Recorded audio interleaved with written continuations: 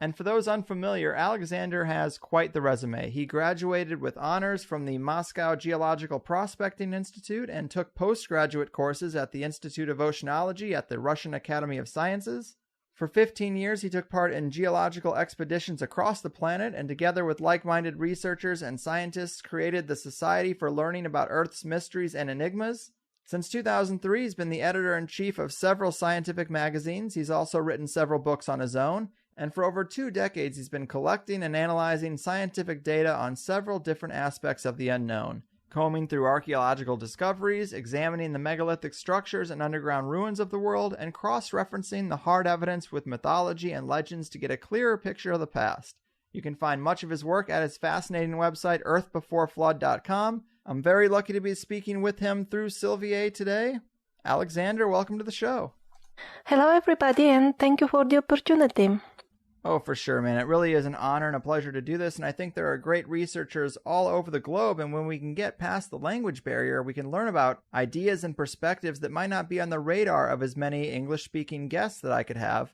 And I've really loved what I've been reading on your website since Silvier recommended it. You deal with a lot of underground complexes and the potential of beings down below, which are topics always near and dear to my heart. And you deal with time periods that are really hard to fathom, tens of millions of years in many cases. But how would you introduce the totality of your research to a group who might not be familiar with your work? I'm trying to find out the actual and real history of the human civilization instead of simply repeating what I have been told in the school and in the university. Fair enough. Definitely a mission that many of us here will respect and appreciate. And to start at the beginning, you write about a hierarchy of generations of gods and creators in the ancient past on your site. And I like how you describe it. You say, in the mythology of the majority of people living on the earth, lots of evidence accumulated that beings similar and not similar to the modern people had lived on earth until at least 66 million years ago, and that they had much more knowledge of the world than we, had flight vehicles and space stations, traveled to other planets and other galaxies, and possessed technologies and weapons we'd consider magic today. These beings, which legends name gods and demons, have rendered the most direct influence on all of the history of our planet during the Cenozoic period, and not to recognize or hide this fact is inhumanly. I like that. Can you elaborate on the Cenozoic period and what that epoch looks like to you?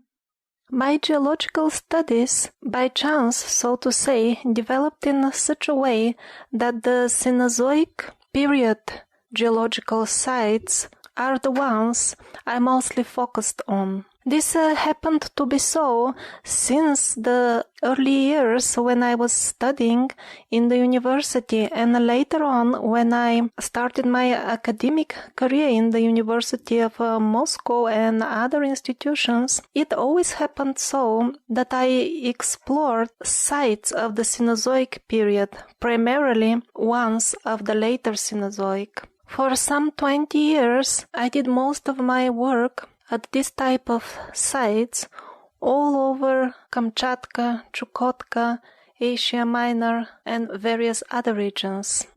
So after spending some 20 years on various expeditions at primarily Cenozoic sites, I think I can say that I'm well familiar with the aging patterns of these types of rocks. Now, how did I come to the conclusion that during the Cenozoic period there were human or other intelligent societies flourishing on our planet? They were advanced, they had their flying vehicles, they were also driving cars and so on. I believe that they had big cities very much like us. For example, in his work entitled Lemuria, the famous Röhrich describes the end of the Mesozoic period, when the earth was still inhabited by dinosaurs, as the time when the race of the so-called Sons of the Wisdom landed on our planet.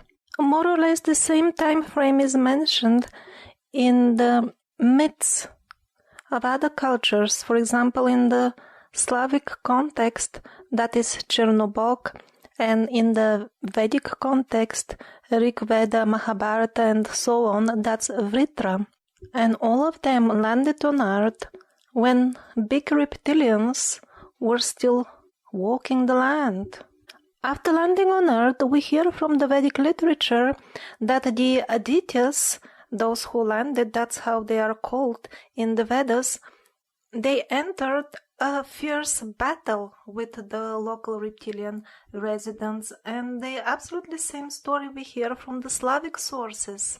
Over there, the party of Svarog fights the reptilians. The battle took place in the skies, in the air, but it resulted in a disaster for the full planet, a naturally brought cataclysm, the only escape from which would be underground. Very similar scenarios we find in the traditional myths of Scandinavia, Sumeria, and Iran. And in all of them, always this element is present, that the first settlers on Earth came from outer space exactly at the time when big reptilians were walking the Earth. And this is the best way to approximately date this first arrival. So it seems the first human-like settlers landed somewhere in deep antiquity, towards the end of Cretaceous period, maybe some 70, 75 or even 65 millions of years ago. But they were not the only wave of settlers that came to our planet. For example, in a number of old myths, we hear about another wave of reptilian-like newcomers who lived partially on land and partially in the water.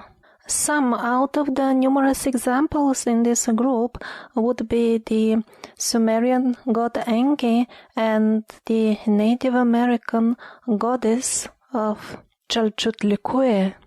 Then yet another group called Daityas arrived. They were human-like in terms of looks, but they were demoniac in nature. According to the myths, all kinds of interesting creatures were also on Earth at that time. Some of them had many hands. There were enormous flying snakes, giants, chimeras, and many others. Now, from the point of view of a geologist, I wanted to make some sort of parallel between the timings of these waves of settlers from space that were coming to Earth and somehow tie them up to the known geological periods and the catastrophes that occurred. And I immediately noticed that the number of these conflict-caused cataclysms is same as the number of great cataclysmic periods known to us. So after attaching the historical data of the myths to the geological timeline of Earth, I found out that actually the Neogen period was particularly rich in intelligent activity on Earth. Part of the Neogen period, and in particular the middle and the end of the Miocene period, namely some 15 to 5 million years ago, was a time particularly rich in culture and human activity. And it seems that most of what we call fairy tales and myths actually reflect events that took place at that time. It was a time when elves and gnomes and all kinds of exotic serpents lived around. And indeed, in the layers, geological layers to that time, we find really lots of ruins of buildings. And not only buildings, the layers, the geological layers belonging to that period are extremely rich in vehicle tracks, and such tracks can be found on almost all continents. Yes, the tracks are very interesting. I've seen them on your website. Definitely something you are known for analyzing. And I do like that you write about werewolves, fairies, demons, lizard people, serpent beings, and a lot of other creatures usually thought to be fantasy or mythology, but you're not shy when it comes to writing about these beings as if they were real. It's interesting to me. What do you think are the best arguments or the best evidence that these were real beings on the earth and not just fantasy like academic authorities tell us? There was that old movie about the unicorn, and the slogan of the movie was, "Whatever you believe in, that's the reality." But this is more of a poetic answer, I know. Well, in the case of the large reptilian inhabitants of former Earth, we have an abundance of archaeological findings, and those are the skeletons of various what we call dinosaurs. Moreover, we have all kinds of varieties of dinosaurs. Some of them live on land, others swim in the seas, and yet others fly in the skies. And same are the descriptions of the reptilian dragons. That's how they're called in the context of what usually people call myths. These are simply different words for the very same thing. And by the way, the most recent related dinosaurs discoveries point towards the fact that dinosaurs also survived the great catastrophe, at least to some extent, and some remains were dated to 55 million years ago. And a very interesting dinosaur-related case was reported from me by a business owner from Laos. So what happened over there was actually that a Japanese team of scientists performed dating on dinosaur remains, and those showed results of only 17 million years of age. When the news came out in the scientific community, another American team arrived on the spot and put a ban on the information so that people don't get confused, you know. But I personally had my friends, the business owners, visit the local museum and inquire about everything in detail, and that is the source of my information. In terms of beings with many hands, no, we don't have any confirmed findings in terms of bones, for example, but the parallels in the myths of variously supposedly unrelated cultures are too many to be just a pure coincidence. For example, we hear about the ancient Chinese giant Qi Yu. He was flying, he had also many hands, and he was flying on a chariot in the skies, very much like the Indian demon Ravana. And in China, he is straightforwardly considered as somebody who landed from space. Also, the myths of the Sumerians, the Greeks, and even Native Americans are abundant with this type of creatures. For example, the Hopi Indians, without any doubt, consider themselves descendants of a space traveler, something like a spider woman. She also had many hands. And in terms of chimeras, it seems that they lived even in the not so far away past. For example, Saint Bartholomew was a contemporary of Christ, and he himself had the head of a dog. Bartholomew the Apostle was highly respected by Christ himself. He was a preacher of the true faith, and even up to the 15th century he was depicted on the church frescoes the way he really looked like.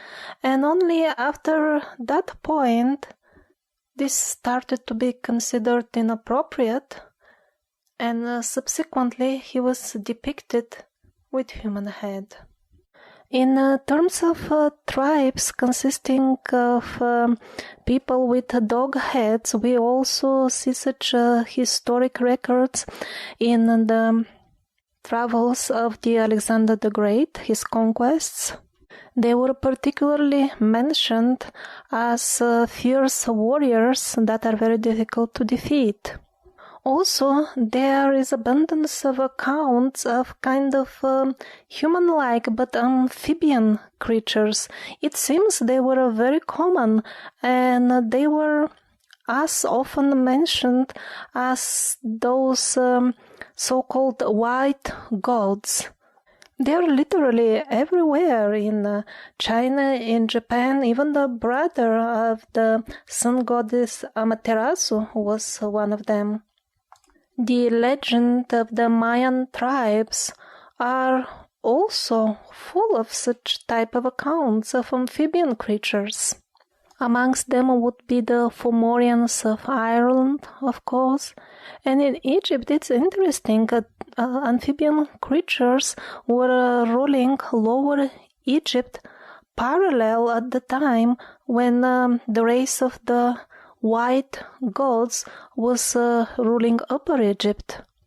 And as if by some rules, always some sort of an amphibian creature would intermarry somebody from the white gods, and the offspring, the result of such an union, would become a ruler of the Mayas, the Sumerians, the Chinese, the Japanese, always the same story. So the myths of nations divided by oceans tell the same story, even in minor details, and this cannot be the result of a pure coincidence. Well, you are right. The similarities in stories are hard to ignore, but I wonder if there might not be another explanation for how such ideas could cross the ocean, because we know that entheogens and psychedelics were much more common in cultures of the past. What's described on DMT trips today are also very similar types of hybrid beings to what was described then. And maybe in the past our connection was so much stronger to them that it was more of a physical thing. But is it possible that these monsters and chimeras and creatures that people were seeing and describing and writing about weren't literally on the earth but were more shamanic in nature? I think they had very real forms and bodies like ourselves, because the depictions of them mixing amongst the historic figures are abundant in Laos, in India, in all this South Asia. In the Buddhist temple, they are accepted as absolutely real saints. Their statues are found and worshipped along with the statues of Buddha himself. In Laos, in Cambodia, people worship them so wholeheartedly. They bow before them, hug them, pray to them, as much as they do to Buddha.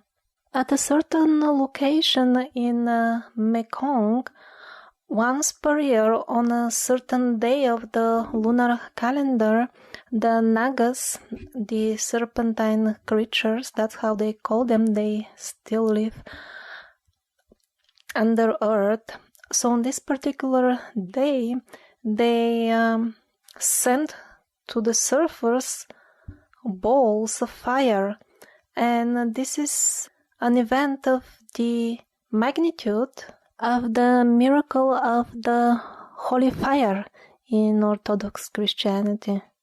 Good points. It's compelling, but I think there is a way for these entities to be well-defined and widely depicted and heavily worshipped and have them still be shamanic in nature, or something like Crowley's Lam. But to talk more about the Earth in the ancient past, within the Cenozoic period, it seems like we have smaller chapters that we can examine. Can you talk to us about the Paleocene and Paleogene periods from 65 to 34 million years ago? What was the world like then? Was this the Golden Age people refer to? I know you mentioned a water vapor envelope that covered the globe, which sounds a lot like the plasma envelope talked about in the electric universe model. But what can you tell us about how the Earth was different back then? When we speak about the Paleogene and the Paleocene, first of all, they are considered to be relatively well studied due to the extensive drilling related with the oil industry, drilling in the Arctic and Antarctic regions. So what is extremely interesting is that the climate was same all over the planet. We didn't get at that time those climate zones like now, equatorial, subequatorial, tropical, subtropical, and so on. That did not exist. The temperature was pretty much stable, between 25 and 30 degrees Celsius, on what we now call Arctic. Magnolias were flowering, palms were growing, tortoises and crocodiles were roaming around.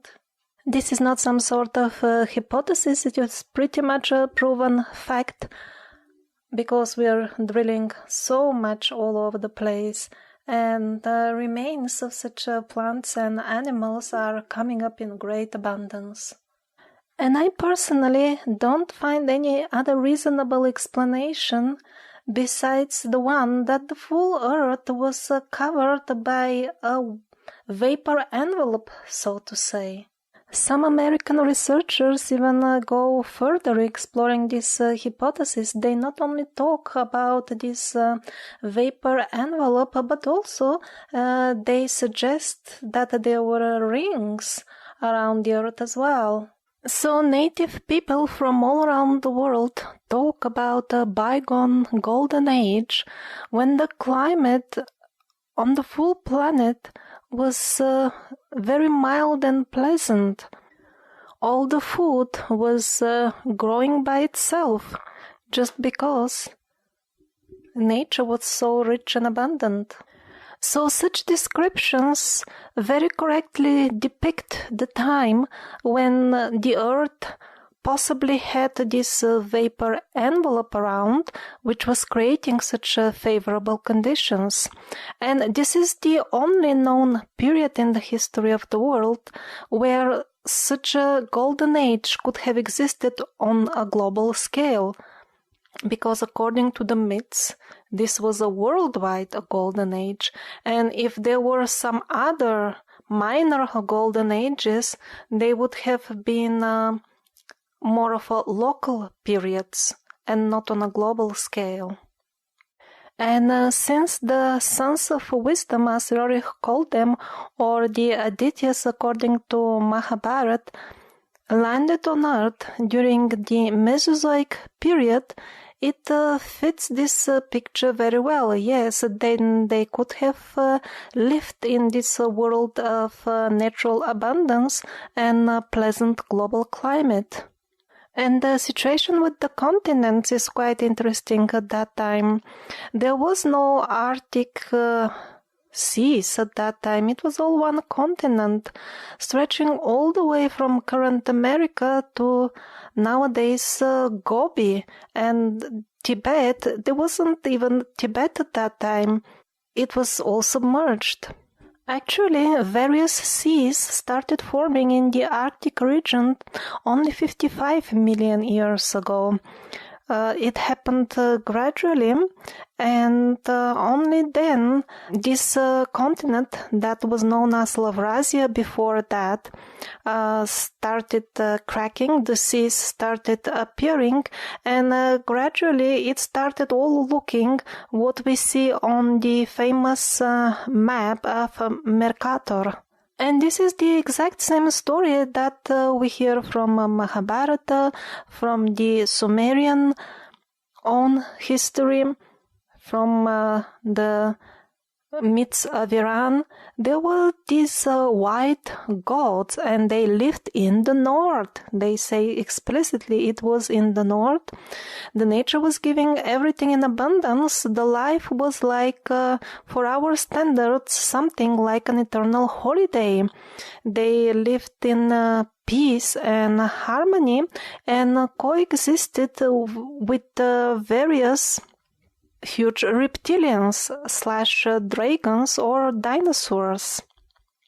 It was very interesting because when I saw once artistic depiction, the idea of an artist, how the Earth would have looked like at the time that it had this shield or envelope of vapor, it strongly reminded me of the depictions that we have of the planet Uranus.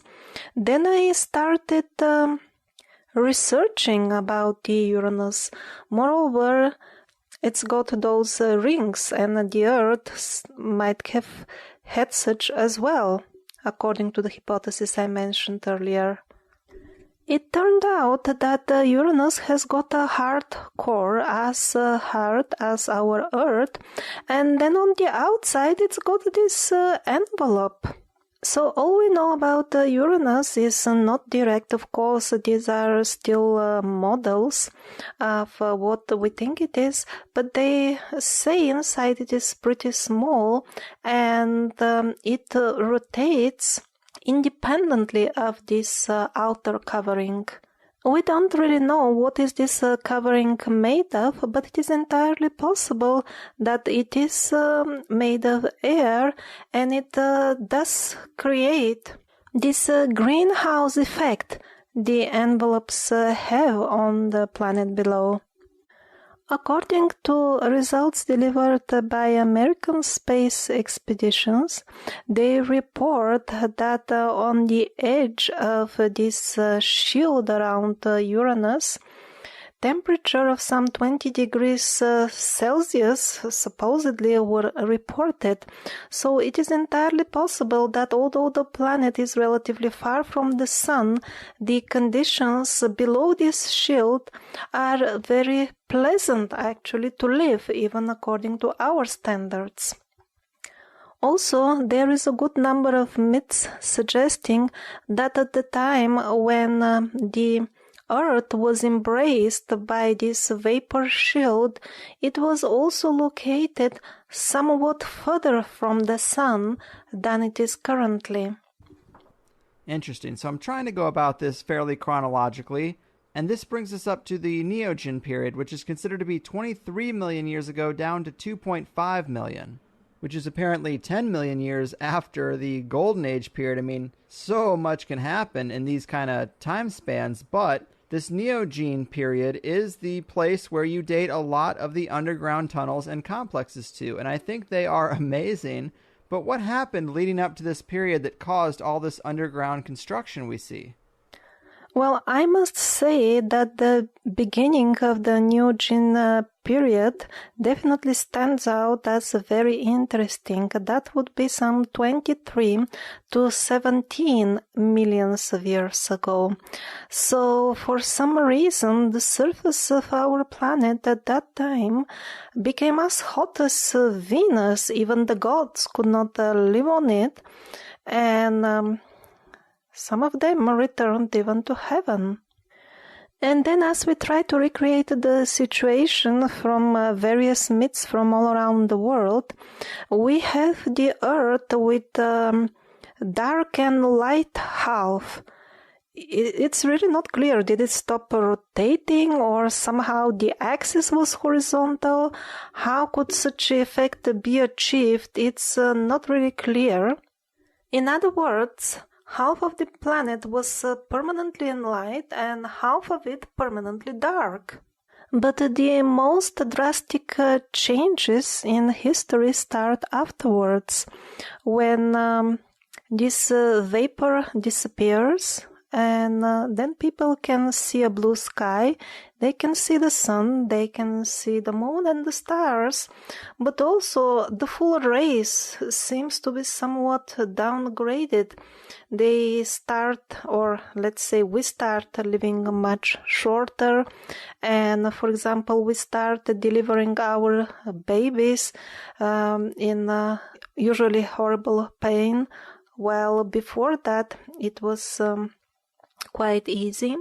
In other words, the bodies of the humans before that were nearly immortal, that long they lived.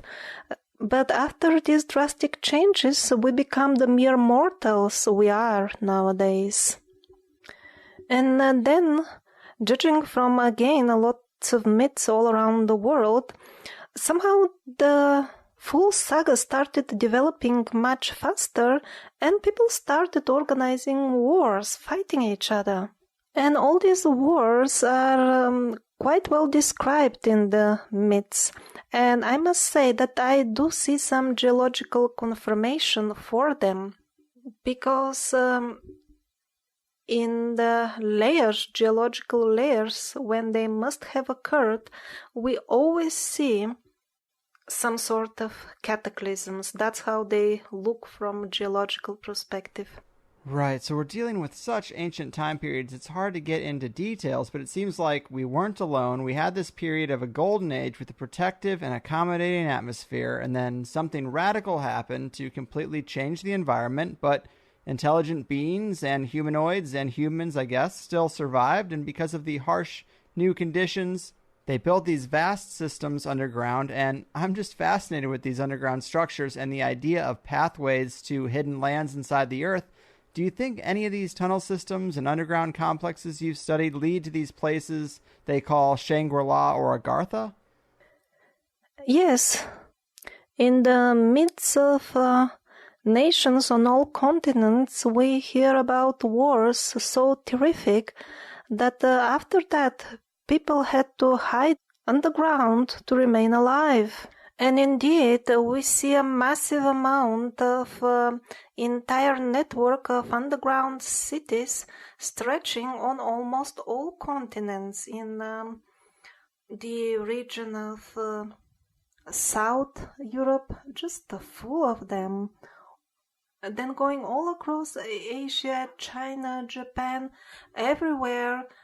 Recently, I saw also an amazing footage, so they are in South America as well. In Turkey, they are found in great abundance, and they are better known. Those sections of them here in Russia, we have them in Crimea. Usually, they have many floors, and almost none of them are well studied. We never reach the bottom. We never dig so far. For example, in South America, they stretch all the way from Colombia to Chile, and sometimes there are isolated attempts to dig a little bit, but nobody has reached any bottom so far. For example, in Nevada de Cachi in Argentina, people constantly hear the noise of some sort of motor or machine coming from the depth of 1 kilometer. And the very same thing is reported, or at least a very similar thing is reported below the Eskikerman underground city here in Russia. At places it reaches some half-kilometer depth, and over there in the deep, people can constantly hear the noise of as if trains are passing by. I have also read reports from Czech Republic and Poland. Also very strange, some sort of mysterious underground tunnels going unknowing. Nobody knows where they go, and some sort of vehicles come in and out of them. What are these tunnels? Nobody knows. So are they stretching as far as going even below oceans and connecting continents? That I have no way to find out. Or do they even connect to a possible hollow earth inside? I don't know. Usually it is considered that the classical geology cannot go along with the idea of hollow earth, but in recent times there are geologists who are trying to prove that both ideas can coexist. Also, I know there are several stories of underground cities found in North America where strange artifacts have been found, and they say the bones of giants, too. Have you looked closer at any of these stories? Well, actually, you, Greg, you must know better about that because you're in the area.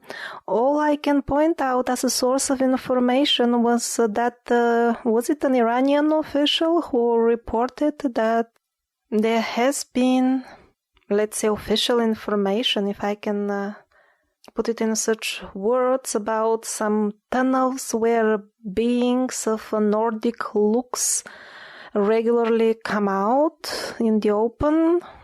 According to that Iranian report, they were in touch with our earthly governments and indeed were governing those governments, but how reliable is that information? I myself don't know. And interestingly enough, Admiral Richard Byrd, during his famous expedition to Antarctica, might have met that very same Nordic-looking race of beings. And basically, they are one-to-one with the description of the race of the white gods, which race we mentioned many times already. And according to the myths, it is exactly this race of the white gods that was forced to hide in underground cities after a terrific catastrophe that, according to my dating, occurred some 34 million years ago. Huh. Wow, that is interesting. And one amazing example of these tunnel systems that you write about is in Tibet, where you say, amazing underground structures and caves created by nature and man-made tunnels and cavities apparently are located under the palace, the residence of the Dalai Lama, in Potala, located in the Tibetan capital. I mean, this is super intriguing. Is there anything else you can tell us about this particular pathway? Actually, the entry to Agartha is supposedly somewhat south of Potala, somewhere in Mongolia, as described by Ossendowski. When the Hyperboreans left their land, supposedly they separated into two groups, the on-land kingdom of Shambhala and the underground kingdom of Agartha. It is hard to say at this point, is that true or not. I myself use as a source the work of Sergei Volk. He is going on expeditions in those regions. According to the locals in that area, the king of Agartha sometimes comes out on the surface and moves openly amongst people. This has happened 5 times until now. He rides on a white elephant, and by the way, this is a well-known attribute of Lord Indra. And Indra happens to be the king, the supreme ruler of the Adityas.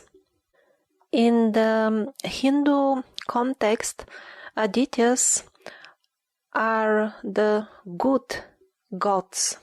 So possibly they are still ruling us, they are looking after us in one way or another. Maybe we indeed do live amongst gods still. It is entirely possible that this underworld of Agartha is much better than our world here on the top. Maybe, yeah. I do like entertaining those possibilities, and Tibet seems to have a reputation for mystical and superhuman abilities, magic in a sense, you could say. I know you've written about this, but what are your thoughts on Tibetan magic, and does it have anything to do with the connection to beings underground, perhaps? Might they still have some type of link or contact? Yes, as I wrote in one of my articles, too much evidence is piling up from various sources pointing towards a civilization that practically coexists with us currently here, and they seem to have settled under the earth, also under the oceans, and on the moon. A few times I was in touch with people who seemed to know more about it and promised to tell me, but each and every time something happened and they couldn't. Possibly it is forbidden currently to spread such information. Yes, it definitely seems frowned upon, but I still love it. Another underground country, Agartha, you say is probably under the Gobi Desert in Mongolia and China, possibly Tibet and the Himalayas also. What more can you say about Agartha, or maybe any information you might have that relates to underground worlds? This is one of my favorite subjects, and what we hear just seems to be so limited. Recently, an Ukrainian colleague of mine from Kharkov sent me a very interesting book describing face-to-face encounters with residents of the underworld. It seems there are entrances to those realms in UK, in Poland, and various other locations. And some people have met entities of advanced technology. Others met entities which were hostile, reptilian type. It is entirely possible that we have a fully populated world below us in the ground. For example, some friends from Tajikistan were telling me something very interesting. When there are very heavy rainfalls, after that, in really small brooks, in high mountains, large fish appears, meter or even much longer.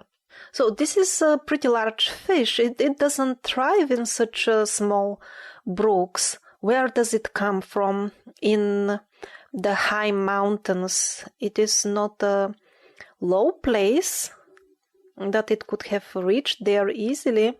It's entirely possible that it actually comes from the underworld. Yeah, that very well could be. Land and water passages to habitable places underground are just so interesting to me, and we have to talk about Antarctica a little bit too. Here's what you wrote about it. One of the most mysterious and least explored areas of the Earth is Antarctica. In recent years, there have been found numerous subglacial lakes with warm water and interconnected systems of tunnels where, according to information from various sources, these tunnels are quite numerous, ongoing at a depth of 3 to 4 kilometers underground, and it's even possible to get to other parts of the globe. Now, that's what I'm talking about. What kind of sources do you find credible that tell us about these tunnels? Yes, the existence of Lake Vostok is fully confirmed, and yes, various sensors have determined that there are warm temperatures there. It is supposed that there are some sort of primitive organisms as well, but the rest of the interesting stuff that you are asking about, I really don't know, and it is not my specialty either, so I could have even missed out some information on this topic. That's fair, but I was glad to read that you find it a bit mysterious too. This is also a bit outside of your wheelhouse, but maybe we can tie it in. You wrote about this other place, Nevado de Carchi. I think it's in Brazil, if I got that right, but you mentioned it's one of the areas of, quote, maximum UFO activity that attracts researchers from all around the world. Can you tell us more about that area? Do we find vast underground systems there as well? Well, I was under the impression that this is actually Argentina, but you are closer to those regions, Greg, so your information could be more correct than mine.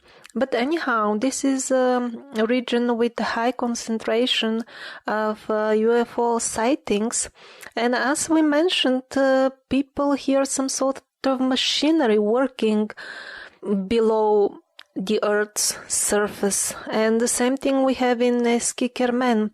I don't know if they see flying objects above Skikermen, but interestingly enough, currently I'm in correspondence with a lady from Spain. We are organizing an expedition in that region, and she has been telling me that regularly in certain regions of Malaga, flying objects rise as if from the ground itself.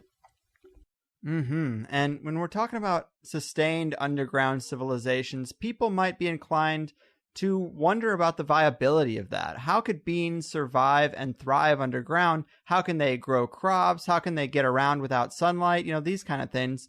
Some stories do talk about a strange glow, and I know you wrote about that as well. What's that about?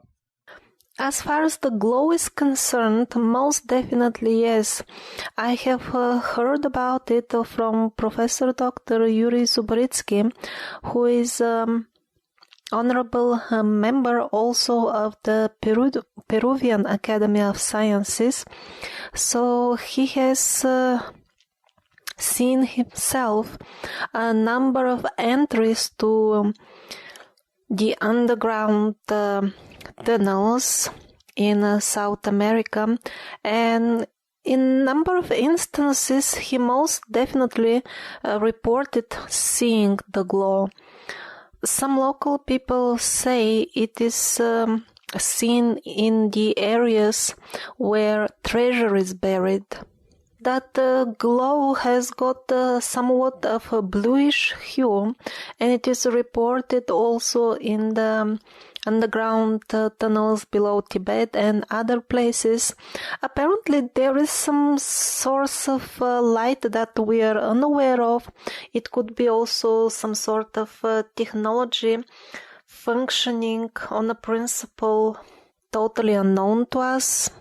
The Tibetan Lama, somewhat of a controversial person, Lamson Krampa, he claims to have been in some of these underground chambers, and he says that he descended there and he described a spherical ball that was the source of this glow. But anyhow, it is absolutely possible to grow plants under artificial light. At one point in the past, I myself had a lot of indoor plants, and I was very curious if I can grow them in such conditions. I made my own experiments. What kind of light do they like? I made my own grow lights, and for example, some citrus fruits, they were growing under my lamps much faster than they would grow out there in the garden, actually. The plants were absorbing red, blue, and purple light. They were not interested in the green or yellow one. Right on. I've got some indoor plant growing experience of my own, actually. And we started this by talking about these super ancient time periods, these blocks of millions of years. And that's because you talk about these man-made tunnel systems being products of that Neogene period. How can we get reliable dates for things thought to be millions of years old? How can we make that calculation accurately? It is extremely hard to date buildings of extreme antiquity. In most cases, the best we can do is when we see that they are covered by later layers, and then we can conclude that they have been there before these layers that are covering them. Other indicators that could give a clue are the degree of erosion, and also if we have mineralization, which also takes a very long time. Those could be indicators as well. For example, the underground cities of Cappadocia can be dated to some extent. They must be older than 5 million years because layers that are considered to be 5 million years old are covering them. And when I say covering, I really mean that in a few locations they are really wrapped around the ruins. They follow their outer shape. So that's why Cappadocia is surely older than those layers on the top of it. Now, how much older, that is another story. while the majority of other historic sites look rather newish compared to the Cappadocia ruins. Just the visual difference is striking by itself. Those that were built during the Middle Ages, or let's say 1,000 or 2,000 years ago, they look visibly younger. They look as if recently built, actually, compared to Cappadocia. Yeah, Cappadocia is such an amazing site that I would love to see someday. Very impressive when you Google pictures of it. But to connect this back to some of the mythology, it seems like the oldest stories talk about the gods and the Nagas and other beings literally going underground. But then later in Irish and Celtic lore, beings like fairies and gnomes are thought to be from underground, but almost in more of a multidimensional sense, like more of a mystical realm. Do you think these stories just changed as they got further from the original source and lost contact with these things? Or is there more of a multidimensional element that we're not considering? I remember reading extremely interesting field reports in relation to dwarves. When I started my higher education in geology, I read this research that actually when they started developing mining in the Ural region, it transpired that all the ore deposits are already opened. Somebody has been mining there already. The local people of the region knew about it already because the Chut tribe, which happens to be a tribe of dwarves, well, that's what they are by profession. They're all miners. They find copper, they dig it out, and they make various copper items. I have also seen there are very interesting artifacts in Central Asia, silver spears. And they were found in very small tunnels, chambers underground. Of course, the official explanation is that some children, maybe 1 or 2 years old, were actually making and going into these small tunnels. But when you see the actual situation, how small the tunnels are and everything else, it's obvious that the explanations are absolutely ridiculous. Actually, very respectable scientists have conducted numerous expeditions, and they made amazing discoveries connected with this race of dwarves. Their settlements were found all over the Nordic regions of Russia, and that continued up to the 30s of the last century. More or less that was the time period until they mixed more or less with us, lived in our areas, and after that suddenly all of a sudden they left. Actually, this tribe, this race of dwarves, locally called Chut, is very well known amongst the native residents of these regions in Siberia. In up to the 17th and 18th century, they maintained regular connections with us. There were messengers, sometimes going backward and forward, exchanging all kinds of information with humans. Also, there were some sort of trade exchange. People would buy copper items from them and give them things that they would be interested in. And all this was, interestingly enough, fully confirmed and very well documented by a number of absolutely respectable scientific expeditions.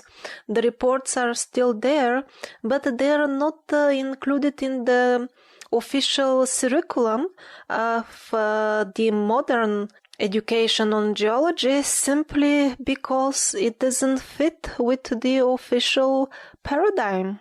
It's a very curious thing when things like that happen, and deception and cover-ups are always angles I like to point out in these kind of things. And a quote that's kind of relevant that I got off your site is, you say that it is necessary for one to find courage in him or herself to acknowledge that a lot of textbooks for schoolboys and students and lectures in colleges and universities are inaccurate.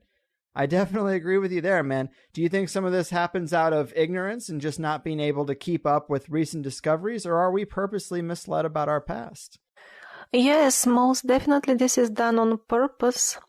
Just a recent example, now here in Russia they're introducing a foreign type of education. Well, what does it mean exactly, foreign? They're teaching much less stuff to people, actually, much less. They make them specialists only in a particular area, particular field. For example, we have physicists. Some of them specialize even more only in atomic energy. The geologists, they also don't know full geology. They know only a very small and narrow branch of it. This is done with the purpose to make the people even more narrow-minded and to prevent them from inquiring more into the nature of the world and the reality. Because the less people know, the less they can learn and the less informed they will be about everything. So this is being pushed by purpose now also in our country, ruining the education even further. And another face of it is sponsoring only research that agrees with the official paradigm, so to say. For example, my latest scientific publication is on the topic of the so-called Ice Age that officially supposedly ended some 12,000 years ago.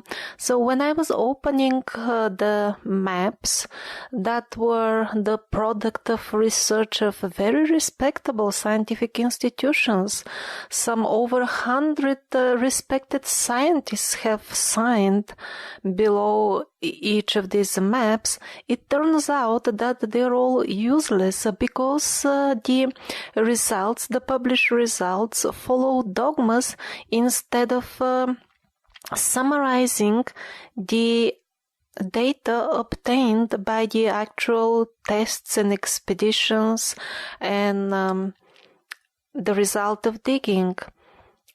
If you read the actual field reports of these very same scientists, you will find out that the mammoths lived in a warm climate. There were deciduous trees now growing in what is now very cold parts of Siberia. Also, in the official conclusion of their work, we see that the climate zones were like now, more or less, just colder, supposedly, in that period. But in reality, their field results show that they were somewhat tilted because at that time the North Pole was somewhere in Greenland, probably. So the climate zones were also sideways, not what we would call nowadays straight. So all these things you find in their actual field reports.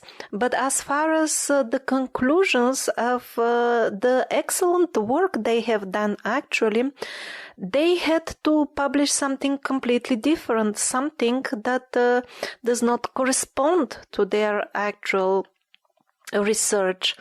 And the only reason for this is that otherwise they would lose their job. They would not get paid. Their institution would get closed down.